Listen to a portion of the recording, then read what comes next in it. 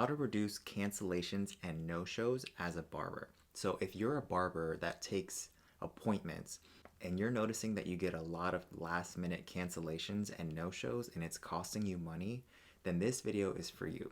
I've owned a barbershop since 2015 and I've learned a lot about how you can reduce your cancellations and no-shows and make more money. So first we need to define what cancellation and no-show means. You define what a cancellation means, like last minute cancellation. So you can actually set up that rule. Some barbershops require 24-hour notice before they cancel their appointment. Some require more, some require less. At our shop at the moment, we require at least a 2-hour notice in order to cancel their appointment. So you can decide whatever makes sense for you.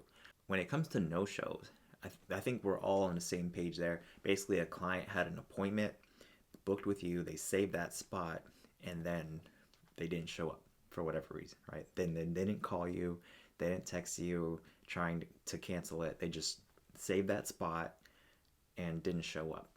So that's what a no-show is. So these obviously are costing our business a lot of money, and for you it could potentially be costing you a lot of money as well. So one of the first things that we started doing once we got busy is started trying to figure out how we can reduce this number. So before we get into some of the tactics on how to reduce your cancellation or no-show rate, I think we need to start by figuring out what your no-show rate is, right? Because until recently, like, we didn't know what ours was either. The reason why I think that this is important to know is your cancellation or no-show rate might not even be as bad as you think it is. You might notice it more on days that you're busy, and maybe you have somebody that cancels, or you have like 3 appointments that cancel or no-show the same day. And that seems like a lot, but if you look at the month overall, what was the percentage of people that canceled or no-showed last minute? We started actually tracking what our no-show rate is so that we can actually start to make changes to see, does this affect this number? For context, like right now, our no-show rate is a little over 1%. So we figured out, and maybe your system, hopefully your system tells you this already. Ours doesn't actually directly tell us what our no-show rate is, but it does show us the number of people that no-showed relative to the number of appointments we had. So once we know that, we can just figure out, okay, let's say we had 500 appointments and 5 of them didn't show up.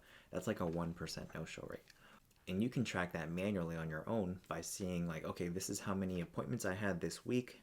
Out of this many appointments, how many didn't show up? That's your no-show rate. And you can do the same thing with cancellations, but we more specifically focused on no-show rate because we don't usually punish people for canceling last minute. We do want the notice. We were more focused on the no-show rate because that literally is like taking time away from other people. You can make the same argument that cancellations do the same thing, but we were more specifically focused on how do we reduce no-show rate. But you can do the same thing with cancellations as well.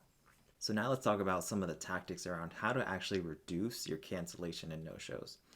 The first one might seem a little bit obvious, but a lot of people probably aren't doing this. Some of the newer softwares are actually pretty good at doing this, but sending reminders for your appointments is crucial because people are busy, right? And especially if you're rebooking people in advance, which I think you should be, which is when you set up somebody's next appointment. Once their haircut is done, you set up their next one. So if you're booking somebody a month out, they might forget about it, right? So if you're not sending reminders, the likelihood that they're gonna cancel or no-show last minute is gonna be a lot higher than if you're sending reminders. And I think that the timing of the reminders is something that I don't hear a lot of people talking about, but we've kind of tested different timings, and so far we have a 2-hour reminder. So 2 hours before somebody's appointment with us, they're going to get a text message and an email reminding them that they have an appointment. We also send a 24-hour reminder, so 24 hours prior to their appointment. So if their appointment is at 2, they're going to get a text and an email at 2 o'clock the day before to let them know that they have an appointment tomorrow. So those are both opportunities to cancel or move or reschedule their appointment if they find that that time doesn't work for them anymore. What we started doing recently, which is, I think this is one of the reasons that our no-show rate got almost cut in half. It was more of an issue for us because like we were getting really good at rebooking. So our no-show rate used to be around 2%, which is still really low. What we did was we created a 1 week reminder.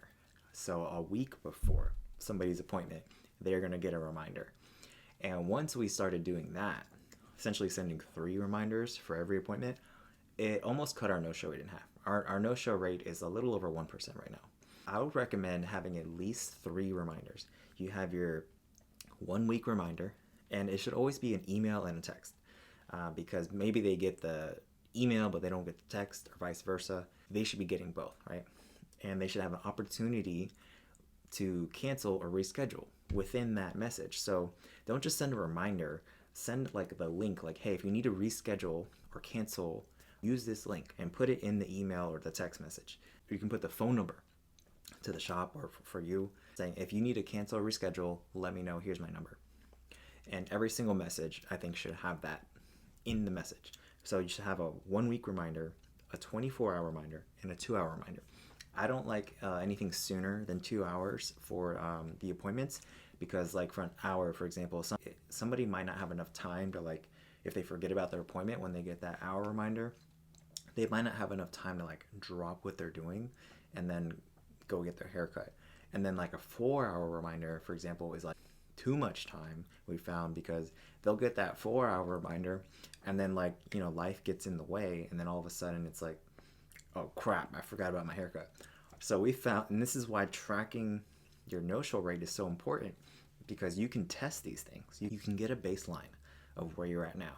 So let's say your no-show rate is, 2%. And then like, okay, that's the baseline before any changes. And then what we're going to do is, okay, well, now we're going to test the timing of the reminders. So instead of doing a 4-hour reminder, we're going to do a 2-hour. And then just keep that for like a month. And then check your no-show rate after that. Did it go up or down? Stay the same. If it went down, maybe you're onto something, right? So this is kind of how we've changed our reminders over the years, is just kind of paying attention to our no-show rate, cancellation rate, and seeing, like, does it go up or down if we make this change? So having that is like, you're basically just flying blind if you don't know what your no-show rate is before you start making these changes. So the first thing is, make sure you have at least 3 reminders set up for your appointments. The next one is another one that might be a little obvious to you, but I see a lot of people not doing it.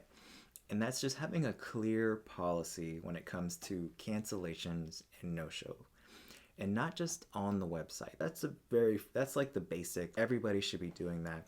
If you take appointments online, there should be a clear policy about how you handle cancellations and no-show fees on your website and on your booking app. If your no-show rate is high right now, then you probably want to take it a step further than that and maybe have a sign printed out in the shop saying same thing that says online. Make sure that they say the same thing, and say, like, this is our no-show policy. And then when you're going to rebook people, or you're booking over the phone, because not everybody's going to book through your app or your website. When you're booking over the phone, make sure the same things are being said. Like, hey, just so you know, we require a 2-hour notice for cancellation. And if you do decide that you want to do a no-show fee or cancellation fee, you let them know when they're booking the appointment. When it comes to reducing your cancellation or no-show rate, prevention is going to be like 99% of the stuff that we're going to talk about. We are going to talk about after, like what happens if somebody actually cancels or no-shows, but you want to try to prevent that, because by the time it happens, it's already too late, right? Now you may have to make some hard decisions. So have a clear policy on your website and your booking app, of course, but also in the shop, you could have it printed out, and make sure if you're booking appointments in person, over the phone, that you are telling them, hey, just so you know, we require like a 2-hour or 24-hour, whatever notice if you want to cancel or reschedule your appointment. Let them know that when they're booking the appointment, so that way they know. Like, because clients, sometimes you'd be surprised, they're not doing these things on purpose, right? Or because they're trying to be rude. It's just that they a lot of times just don't know, right? And that's not their fault. Like, you as a business have to make that really obvious for people when they're booking their appointment. So should you require a card on file, do cancellation, no-show fees, or do deposits. So when it comes to actually booking an appointment, let's say somebody goes to book online. Should you require them to put a card on file or not? Or should you require a deposit? So we've tested all three. And I'm going to tell you which one's the most effective.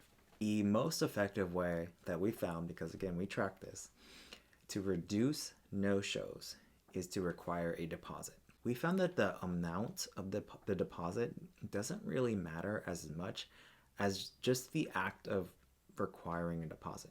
So for example, let's say you charge $40 for a haircut. You could require that they put 50% down, or even just like if it's like $5 down.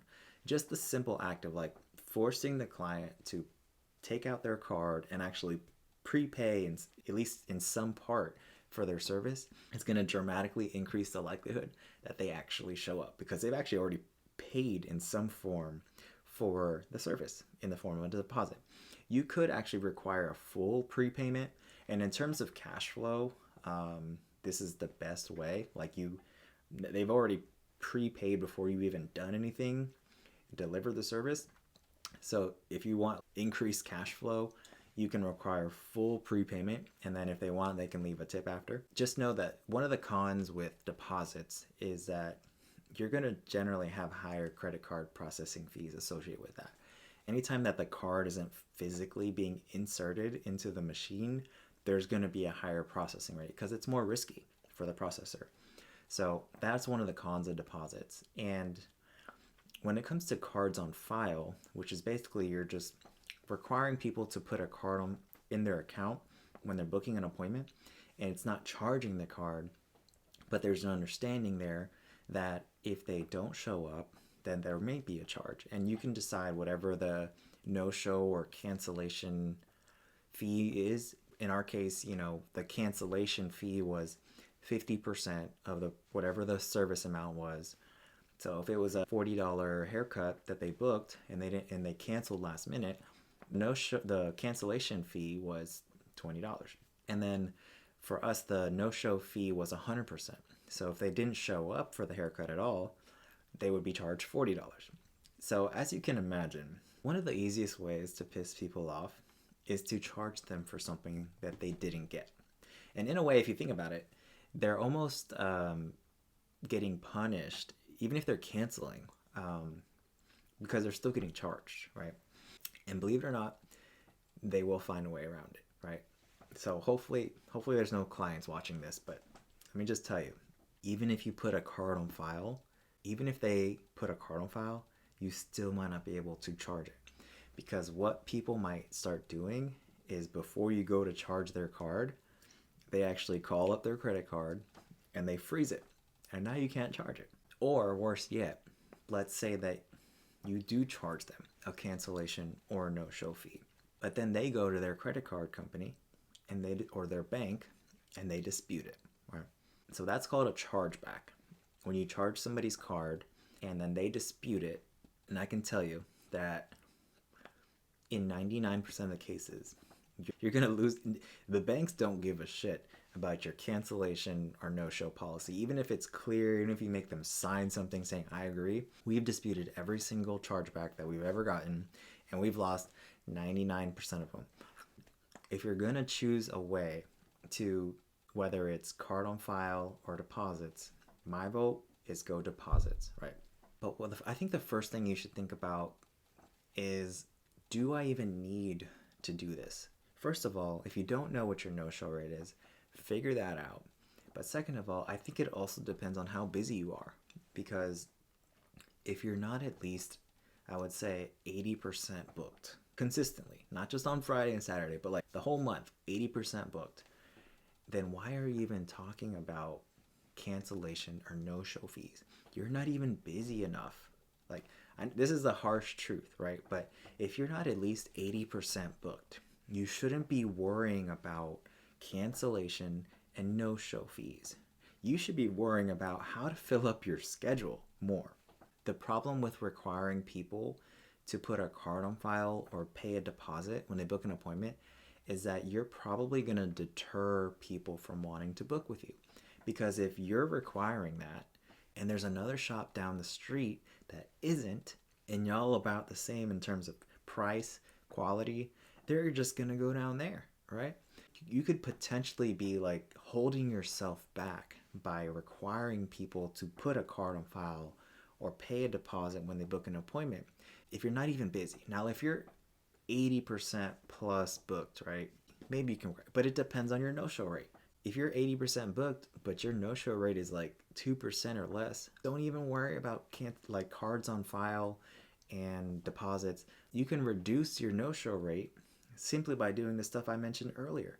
Just have multiple reminders, right? And if another thing that we do is if we look at our appointments for the day, and we always ask, and the system does this automatically, but we always ask our clients to confirm their appointments.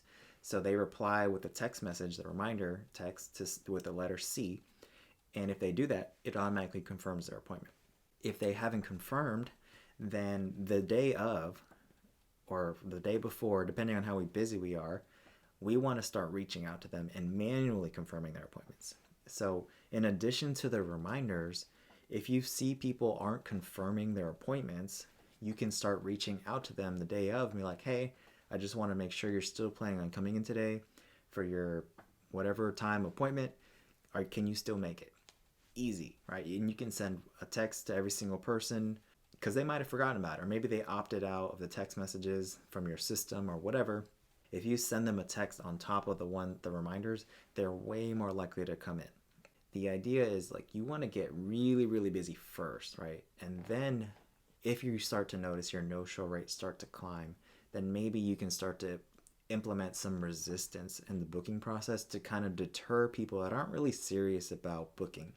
And I can also tell you one of the things that starts to happen when you start to require cards on file and deposits is people might just start to call you or text you instead to try to get around it. So that's one of the things to keep in mind is once you switch that on, people are going to want to get around that somehow, and you're probably going to notice the shop phone ringing more.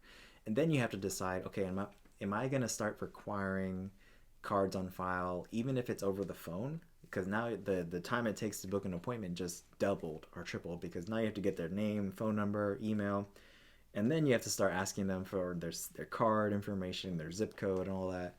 Is that really where you need to be putting your focus right now? Where I would focus on is like, if you're not 80% booked or more, focus on that. Get busy, get the reminders in place, start confirming your appointments the day of.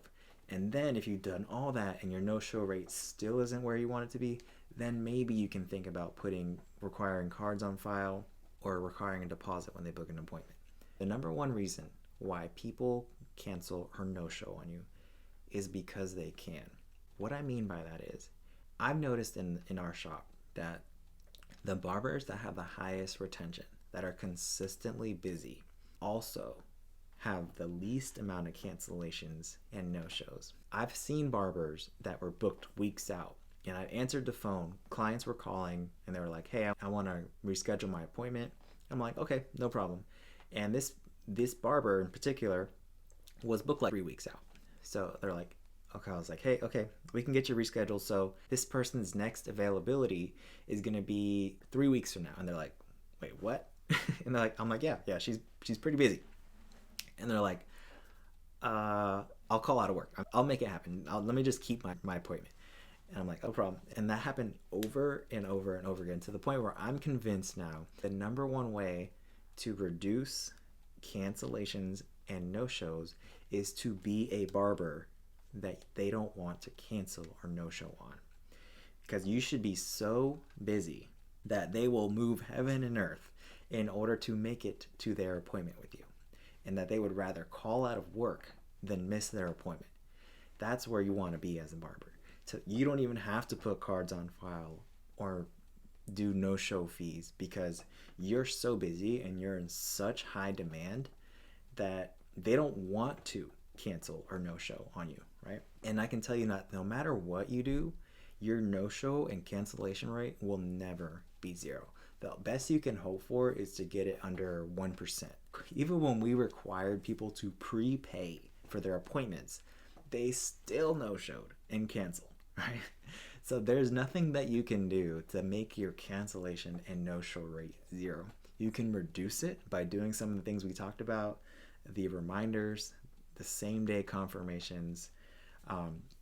You can require cards on file or deposits. Just keep in mind the things that are going to come with that. Less people are going to book with you. You're going to have higher credit card processing fees, and you're probably going to start to get chargebacks. And now you're going to have to dispute with the bank or the credit card company. For me, not worth it. But it's one of those things that you can always change later, right? So if you start to get really busy and you start to notice that the cancellations and no-shows are really starting to rise and it's starting to affect you, then you can always switch that on, right? And then if the shop slows down a little bit, you can switch it back off. That's one of the things that we do, right? But first I would say you got to start with tracking, know where you're at, and then you can start to test things and just test one thing at a time. I'm going to test the reminders this month. I want to really make sure the reminders are dialed in, and then pay attention to how that affects your no-show rate. Doesn't change it at all, or if it drops it, now you know if it works. And then you test the next thing. Like, okay, I want to test cards on file. Let's see how that works, right? So the important thing is to know where you're at, test one thing at a time, and keep in mind that like best way by far to reduce no-shows and cancellations is just to focus on good customer service. Be the barber that they don't want to cancel on because you are so busy that they know that if they cancel, they're not going to be able to get in with you again for a long time. Hopefully you found that helpful. If you want access to more videos like this and other videos that aren't made public, join my mastermind. It's full with other barbers that are looking to make more money and grow their career. I'll put the link in the description below. I hope to see you there.